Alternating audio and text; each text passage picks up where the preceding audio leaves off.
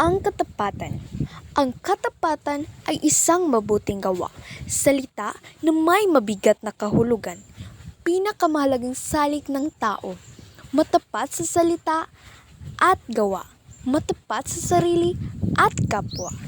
Karapatan ay paglalakas loob, pagsasabi ng kawastuhan, katotohanan ay ipaglaban, palaging isipin ang tama, nagdudulot ng katiwasay sa iyong isipan.